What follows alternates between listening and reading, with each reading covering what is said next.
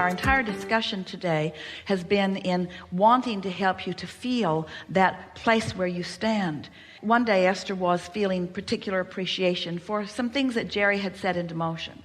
And so she started with a feeling of appreciation for this and that and this and that. And then the momentum of that appreciation grew until she began feeling appreciation for everyone who had ever lived and all that they had added to where she was now standing. She began appreciating commerce and technology and industry and economy. In other words, she was on a true rampage of appreciation. But the most important thing that happened to her is that she felt herself standing at the point of this vortex of well-being as the receiver of all of that. And she didn't feel alone. She felt the reason for everything that had ever existed. You're not looking for someone to validate you. Your existence is validation enough. The fact that you exist, the fact that you are here is this extension of source energy. But no one else can validate you. No one else. We can hold you as our object of attention from our complete alignment, and that does not mean that you are going to receive it. And that loneliness that you feel, that feeling that you need or want someone to talk to, is the evidence that you are not allowing yourself to be the receiver of so much that is flowing to you. This is the piece that we really want you to hear. Because you are so focused upon is the reason that sometimes you feel alone. Now we'll clarify that. If no one had you in their sights of awareness, you wouldn't feel loneliness when you don't let it in. Can you hear that? So the very evidence of your loneliness is the indication of so much attention on you that you are not letting in that moment. And that human impulse to go to talk to somebody else who also feels lonely is wrong-headed, because now you just stand in a bigger, lonelier pile with more people, and the momentum of that just gets more and more and more until pretty soon you deprive yourself of more and more and more and more. You're demanding more, but you're depriving while you're demanding. You're depriving while you're efforting, you see. When you say, I need clarification of something that I don't understand, we can talk and talk and talk and talk and talk, and we do it all day, every day, and it feels wrong to you that we would be having this discussion with you right now when we have clarified endlessly for many, many, many, many years, while the person in the chair rarely gets it and people all over the world do, because they're in a place of receiving it, you see. We just want you to stop arguing for your limitation of needing a clarification, and just accept that clarifications are coming constantly. You go, oh, now I get it. And it's usually not in the middle of a discussion like this. Life will bring you the clarification. Not looking for the comfort of a change in a condition, not looking for the comfort of someone else putting it into words, not looking for the comfort of someone else knowing it, not looking for some condition to be different so that I can get it. Instead, accepting that right now I've got myself in a point of resistance, and going further is not going to be all that helpful. But I could take a walk, or I could pet my cat, or I could take a nap, and when I wake up I could start at an easier place.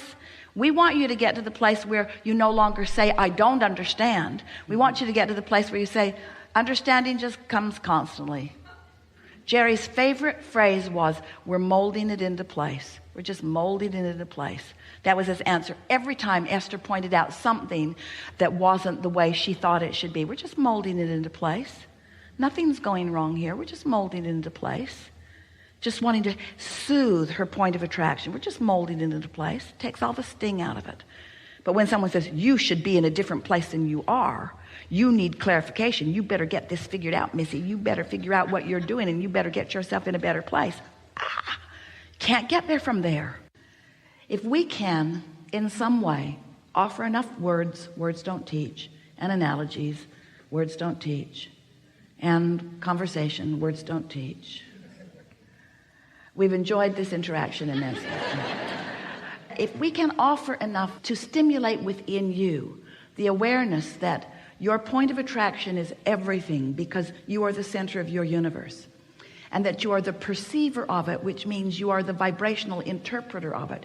You translate your vibration into the reality that you are living, into what you are seeing and hearing and smelling and tasting and touching. If we can convince you that since all those things are true, that the only thing that matters to you is how you feel, If you can leave this room with a new determination within you that you now, more than ever before, care about how you feel and mean to do something about soothing yourself. Esther was on an airplane last week going from Boston back to San Antonio, and there was a beautiful family sitting in front of her, a mother and a child about 6 years old, and two little twin boys who were about 2, maybe, if even. They were walking, sort of kind of talking, and they were all strapped into their 4 seats, and Esther was sitting right behind the mother. And when the airplane took off, one of the little boys across the aisle from his mother was terrified. It was probably his first flight, and the roar of the engine, the sound of the machine, the feeling of it on the runway, he was hysterical. And he wasn't spoiled, he was hysterical. He was frightened. It was a new experience, and the power of the airplane scared him. His mother and the flight attendants looking right at his mother like, do not get out of your seat. Do not get out of your seat. And Esther is thinking, if I were that mother, I would be out of my seat now. So the airplane got in the air, and once it was stable, long after Esther thought it was stable, the flight attendant gave her the knowing nod, like, now that your child is out of oxygen. So now mother moved over into his seat and held him tight in her arms, just tight in her arms, kissing the back of his head and holding him tight in her arms. And gradually he settled down back into his knowing that all was well. And Esther watched that, and she said to her friend sitting next to her, I want to do that with everyone on the planet. I want them to sit on my lap, and I want to hold them in my arms, and I want to say, it's okay. It's okay. Everything's okay. Everything's okay. Everything's okay. She wants to do it to herself. She wants to soothe herself into a point of attraction that allows her what she wants and deserves. She wants you to be soothed into a point of attraction that allows you what you want and deserve, because that is the only missing factor. How you feel. If you're terrified, if you're angry, if you're resentful, if you're depressed, if you're aggravated, if you're overwhelmed, those negative emotions are you beating up on you. It doesn't feel like that to you. It feels like somebody else is doing it. Esther was pretty mad for a minute at the flight attendant who was just doing her job. But it made Esther want, with everything that she is, to just make sure that she takes care of feeling good. In other words, someone asked us the best question that has ever been asked a few weeks ago. And the question was, Abraham, how do you get rid of doubt? And we said, you get rid of it before it starts, which was so annoying. Because when you're in the middle of it, that answer doesn't apply. How do I get rid of it before it starts when I've already got it? And we say, well, eventually you're going to sleep, and you're going to get up tomorrow, and tomorrow you're going to soothe yourself better so that doubt never gets started. Doubt will never get a foothold if you're watching what you're doing. So Esther began applying that to herself. She woke up every morning with a determination that she was going to find a good feeling place and that she was going to maintain it as long as she could. The first day, she didn't even get out of bed before it was too late. The second day, it was better. The third day, she didn't make it through breakfast. In other words, it took quite a while of Esther caring more about how she felt than tending to emails, caring more about how she felt than tending to what was going on with other people. In other words, you've got to put yourself first. You've got to be so selfish. You have to care about how you feel, which means you have to tend to the self that you really are. You've got to find a way of closing that gap between who you're being right now and who you really are. And who you really are loves you so much, adores you, appreciates everything that you are, flows constantly to you, assisting you in every possible way. Last week, Esther came bouncing up the steps, and the step wasn't stable. When she stepped on it, it caved in, and her foot went between the step and the stage. Scraped up her shin. She stumbled onto the stage. It was funny. It was really funny. And Esther thought, for the life of me, I do not know how I went down. So Esther has a dear friend who sees energy. She always comes to the seminars in the city where she lives and sits in the back of the room because she not only likes to see the energy around Abraham, she liked to see the energy around Jerry when he was sitting at the table, and the energy around you. She could actually see who was all lighted up. She knows who Abraham is likely to call on because she can read this energy. So after every workshop, she watches all of the live streams. She sends Esther an email, and she says, yeah, Jerry walked on the stage with you. And Esther says, yeah, I know. I can feel him there. And then she said, he caught you last week. And Esther thought, that's why I didn't fall down. Didn't make sense to me. I didn't have my balance. I didn't have anything close to my balance, but I didn't go down. This is the thing that we want you to understand. We've got you. But if you're not knowing that, if you're mad at yourself, then you don't let us get you. You prevent yourself from receiving the inspiration. Do you know when you yawn? That's because you need more oxygen, and we yawn you.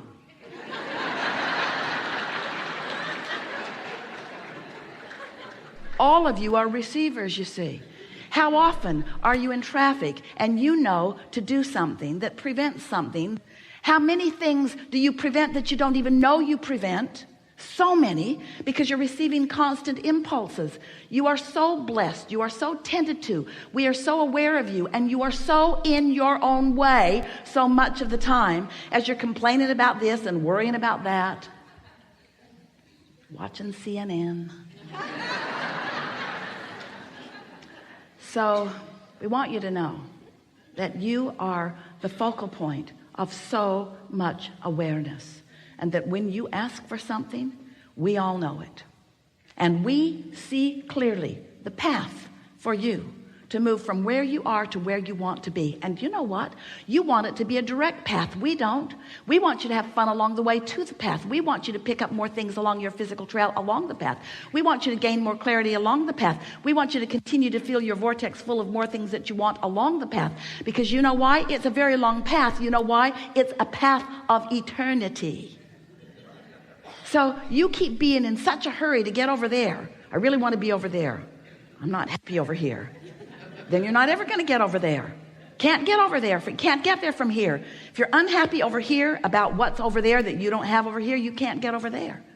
So what we want you to understand is that it's never about getting over there. It's about preparing over here so that over there can come over here where you are. Did you get that? Because this is about law of attraction. This isn't about law of assertion. It's not law of getting things done. It's not the law of proving worthiness. It's the law of attraction. It's about you finding some way to think some sort of thought, to hold yourself on your own lap and soothe yourself. I am a good person, and I am doing well, and all is really well, and it's getting better, and I am figuring this out, and things are going my way, and I'm getting clearer every day, and I'm having fun in the process of doing this.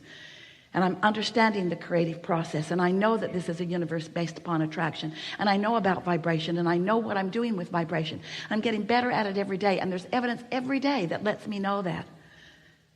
As you soothe yourself, as you do something about tending to your point of attraction, which is all that matters, because everything else is already done, you see.